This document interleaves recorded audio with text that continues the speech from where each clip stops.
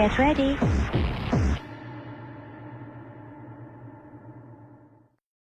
Hi, welcome back. This is Hypnosis Live 247, and my name's Kaz Riley. And trancing in the sheets with me today, I have the amazing Maria Bird.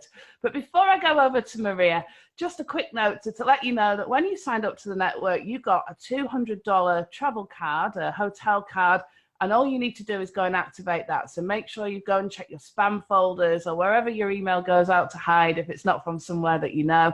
Make sure you activate that. And if you want to learn more about how travel cards and hotel vouchers can help your business, then just put the word solutions in the box below. But on to the good things today. Today, I've got the amazing Maria Bird with me today, trancing in the sheets.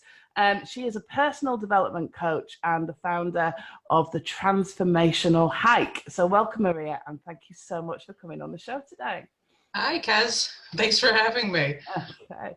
So I'm guessing most people are wondering what on earth transformational hikes are and what's the purpose of them. So enlighten us. Okay, well, transformational hikes is usually about goal setting, but sometimes it turns out to be, something else. Last transformational hike that I went on, I had 6 women who had revealed in the beginning that they were either, sexually assaulted, molested, or fondled. So we did a lot of healing work and, goal setting in a different type of way. Yeah. So take us through the process of what happens on a transformational hike. So everybody, do they know each other when they get there, or is it a group that kind of comes together and that's where they meet at the start of the hike? Well, it's a group that kind of comes together. The last transformational hike, I had 2 people from Massachusetts, 1 person from Texas, and the rest were from the actual, 2 people from Jersey and 1 person from my area. Mm-hmm. And everybody came together. I was supposed to have 2 other people who were men that were supposed to join, and they canceled at the last minute. And I don't believe my last transformational hike would have been so transformational if these men had showed up. Okay. Because what had happened in the beginning was everybody had gotten very real with each other. I had 1 person start as to a little bit of a history about themselves and why they came to the transformational hike. Mm-hmm. And each one spoke very honestly about, sorry about that. All right. Each one of them spoke a little bit raw, about what had happened to them. Mm-hmm. And so there were people who were fondled when they were young. There were other people who were actually molested as children, and then some that were raped as adults. And so it became something very different, but still worked with the same program. Mm-hmm. So tell us about the program that you go through, because how long is it? Is it 1 day, 2 days? It's 1 day. It's usually takes about 6 hours, but this one took about 8.5. So I go through what's called the 5 R's. So the first R, in goal setting is recognize. Mm-hmm. So you recognize what you want. You recognize, what it looks like. You recognize what's stopping you. You recognize all the different voices that are telling you either to do it or not to do it in your head. Because a lot of times we'll put something out there and we'll want to go for it.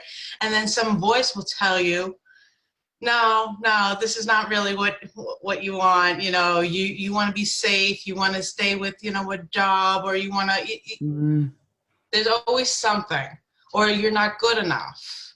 And so we have to change the voices. And so for the next R, once you recognize all the things that you've been carrying around, it's to release. So we do exercises on releasing. And so I have this exercise where it's, carrying a backpack.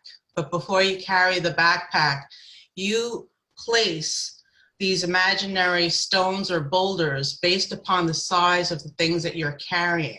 Mm-hmm. And I always say that we carry a lot of baggage. Some of our baggage is luggage, and you'll carry that for the rest of your life. And then there are other things that is garbage, and that's the stuff that you need to throw away. So we're taking all the garbage, we're imagining things, So we had members, participants who were picking up like these really large boulders and placing them into, like the backpack, the imaginary backpack, Mm-hmm. because of the things that had happened during their lifetime. And I make them wear it and feel the weight of it. And then we go off to the cliff and we throw it off the cliff. And it's such a release once they do that. And then when they do that, we all stand in a circle and then we do a cord cutting. Fantastic. So yeah. they're literally throwing off this kind of garbage, the stuff that's been weighing them down. I mean, we often talk about in therapy about doing that, but this is actually the therapy is actually happening on the side of a cliff where they're literally throwing it over. Exactly.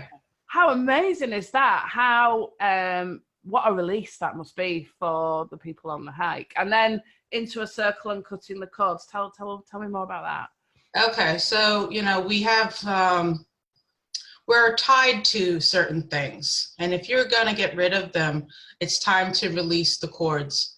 So I work with angels, and so I asked for 4 different angels to come down to help with the cord cutting. So I use Archangel Michael, I use Archangel Raphael, so Michael would be for the cord cutting, the courage, and the protection. Mm-hmm. And then Raphael is for the healing, because once you cut the cords, you have to, put some bandages over the sore area. And then Archangel Gabriel for any kind of messages, that you need to move forward and to really let this go. And then Archangel Uriel is for grounding and the transformation, to keep us grounded during this process, because we don't want to fly away after these, cords are cut. Mm. And so we stand in a circle, and I ask for all of these things to happen. And, that's when everybody starts crying usually. So people, my participants will throw things off the cliff, and they'll be like, yeah. Once we do the cord cutting, though, there's a lot of tears afterwards, because they don't realize, what they've been holding on to all of these years. Mm. So it especially this past, weekend it was really emotional. And so, and then after that, we go to the next star, where we have to replace things, because once we throw things away, we've got a little hole to replace. Absolutely. I think that's such an important thing, isn't it? When we're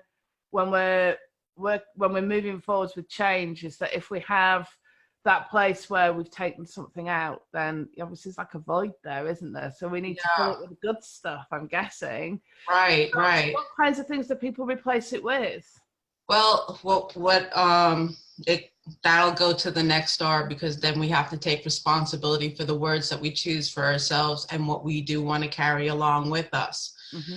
So the last hike, we went up to I do these on, 5 different landings. So we went up to the next landing, and I had asked everybody to, think of something good to say about themselves. And one of the participants says, you know what, I can't do this because I have stuff still eating at me.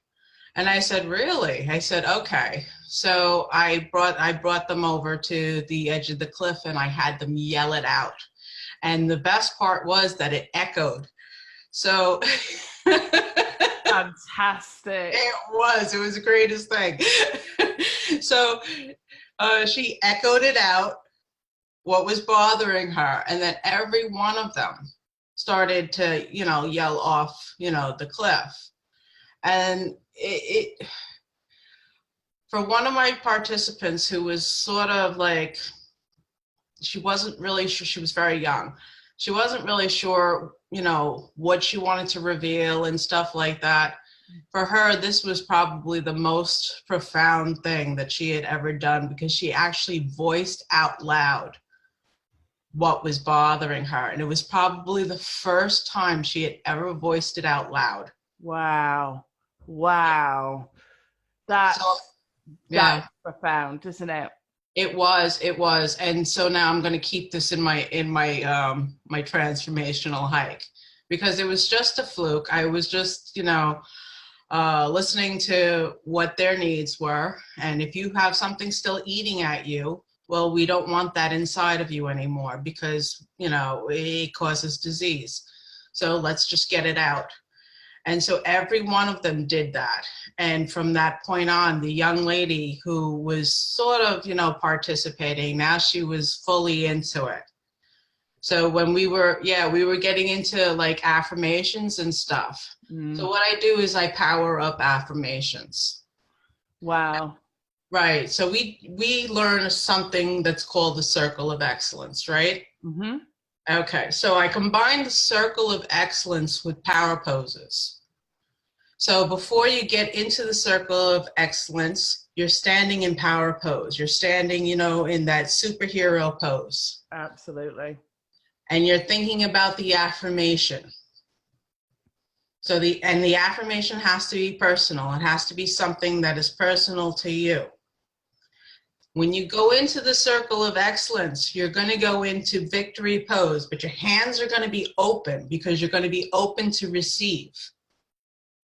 So your hands are stretched out. You're in, V formation.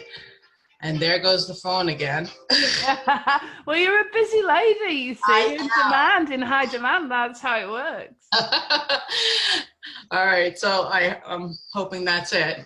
So then you go into victory pose. Mm-hmm. And the hands have to remain open. You have to remain solid while everybody applauds. You can't move from that position until we stop. So if you bow, because bowing is deflecting. Okay. So you can't bow. You can't put your head down. You have to face and look at everybody that is applauding you in this victory pose. And sometimes that is the hardest thing for anybody to do, is to accept the applause. Well, it's that, I guess it's the positivity, isn't it? Because people generally are so negative. Right. I guess you've got that victory pose, haven't you, as well? Yes. The wide hands, so it's dead open. So right. I guess in there's an element of vulnerability, empowering vulnerability, but vulnerability, isn't there? So right. And then being told, given that kind of applause, and people are really uncomfortable with that. They'll take the negativity, but not. So I guess I can see how that, but I guess once they get past that, I bet do they feel amazing? Are they like super energized? They're super energized because I make them through it 3 times. Everyone has to do it 3 times. The magic of 3. A magic of 3, absolutely. How amazing! And obviously they're outside, right, on the side of a hill, because obviously you're going up the ledges, aren't you, each time? Yes, we're constantly going up. And there are people around, so we can't worry about what the people are thinking. So this also builds confidence as far as, voicing out what you need, and, putting your hands out and showing that, you're actually a participant in this world. Because a lot of us, shrink in our own, in our own bodies. We don't want to be seen. So here we are, we're going to be seen. Wow. And yeah. And I think especially, I know you do this for men and women, but I think especially for women, we're often feel very unseen. I think that's part of it, isn't it? Or not heard, or. Right. And I know there's a lot going on to change that, but even then, whether or not we should be doing that, or, you know, things like Me Too and all those kinds of things. People are questioning whether that's a real thing or not. So, you know, even then when we are heard, we're then questioned as to whether or not we should even be saying those things. So to get a voice like that and to be very present and literally shouting off the edge of a cliff to, you know, across the world, what an amazing thing. So what happens after that then? What happens at the next level, at the next R, I'm guessing? The next R is to rest. So we're going to rest. When you set goals or anything in our lives, sometimes we go full force into it and we don't schedule rest periods. So then you get overwhelmed and you don't take care of yourself. So at this point with these ladies, we did a lot of talk about, you know, self, you know, care and self-worth and what you should do, you know, during these times. And schedule time for yourself, schedule a me time. Absolutely. And I think, you know, in life, women need to do that. Well, everybody needs to do that, but especially, you know, we're often the career woman, the mother, the wife or the partner, with all the other stuff. And actually it's that bit of time for ourselves that's the first thing to go, isn't it? You know, if anything is doing, where actually it's probably one of the things that we should guard ferociously almost, because that allows us essentially to be us, doesn't it? It's that time when we can be us, and then we can do everything else better, I'm guessing. So no, absolutely. And then after the rest, then what happens? Okay, so the last R is to reassess. Okay. So the reason that you came on this hike, was it exactly what you thought it was going to be? Reassess. The goals in your life after what we have been through all together as a team, because we're team building as we're going up. We're reassessing. Then we have to reassess the trust that we have. And so this was a little different. I don't normally do this either, but I had everybody face, you know, back to back and take one step out and say, I trust you. And then take another step out. I trust you. And then hold it and say, I support you. I support you. Then take another foot back in as you're going in. Thank you. Thank you. And then I make them face each other and look each other in the eyes. I trust you. I support you. Thank you. Wow. And yeah, because we have to reassess that trust in our lives. We have to, you know, when you have been hurt, or, you know, I hate the word damaged, because sometimes, you know, damages, you can't, you know, smooth them over, but yeah, it's I guess that's the thing, isn't it? You know, it's that it's oh, we've got a lot going on in the background here now. Well, we're busy ladies. There's lots going on in our lives. As long as nobody bursts into my office, we'll be I think it's very true in terms of damage, and, you know, some of those words can be very negative, can't they? Where, you know, people are always, I hate to use the word mendable, but, you know, they can find a way of moving forward. They can find the strength to kind of move past whatever happened, and then actually find that what happened can actually give them strength for the future. It's you know, they can, I won't go as far to say it becomes a positive experience, because it never is, but they can get the positivity and the strength that they've shown through that, so they know they're much stronger than they thought they were, because things like that can often make people feel very weak, can't they? Right. But you know what? Certain situations, I mean, can be a positive experience in the long run, because what happens is you become strong enough to help somebody else. Well, this is it. This is exactly it, isn't it? Yeah. I mean, I'm part of that Me Too movement as well. So I understood the hurt that was going on, maybe not to certain levels, but I had an understanding. And I don't consider myself damaged. I never considered myself damaged, because to me, that's almost feeling like a victim. And I overcame a lot of, what I had experienced as a child and as an adult. And all of that I've experienced, I've been able to put it together and help other people get past their experiences.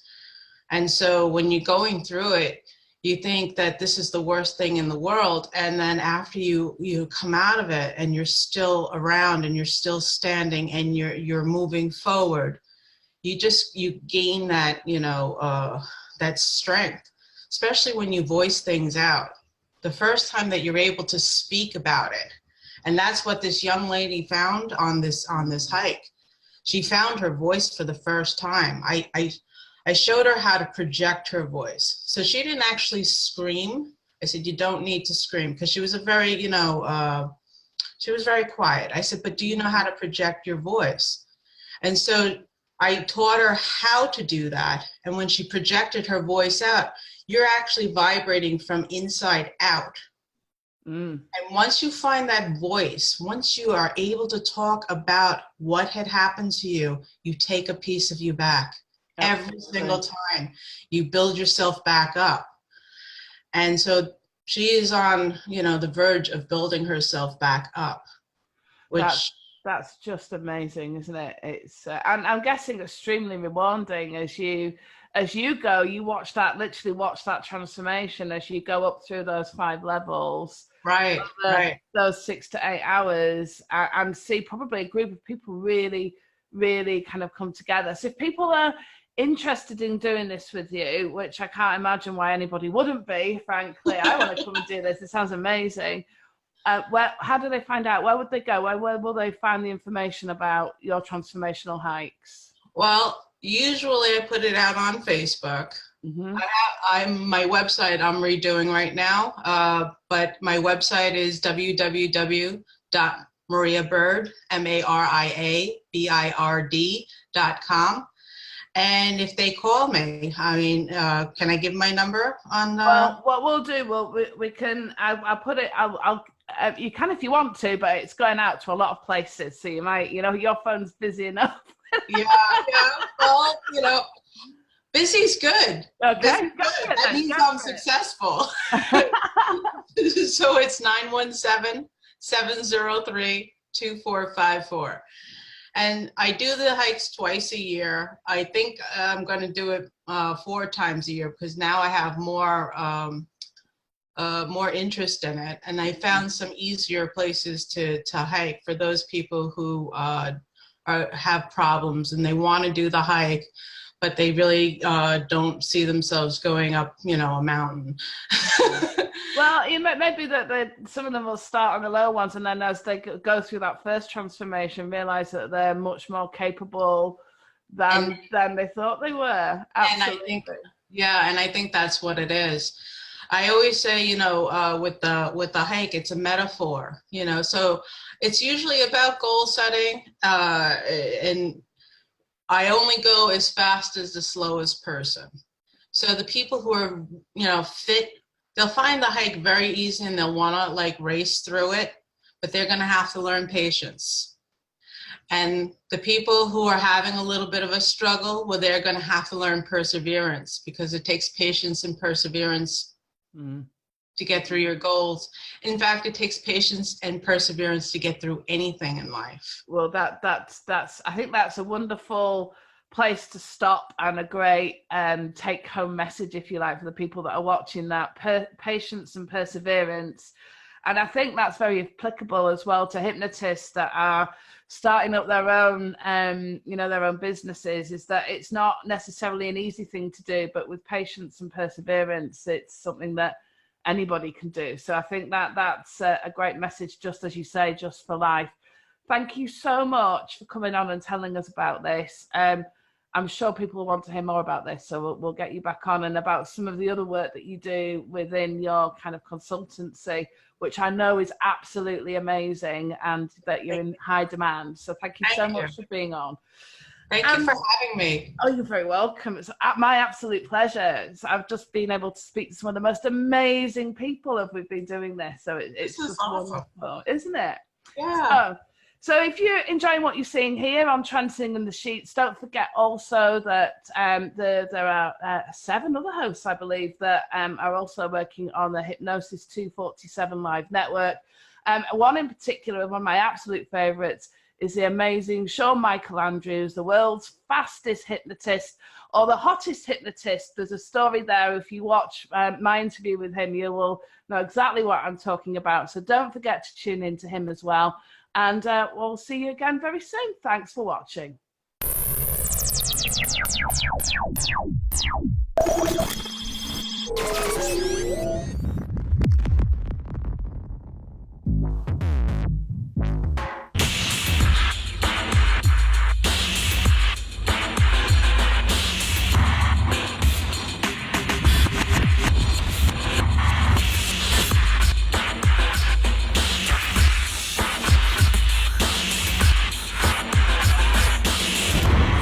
Get ready.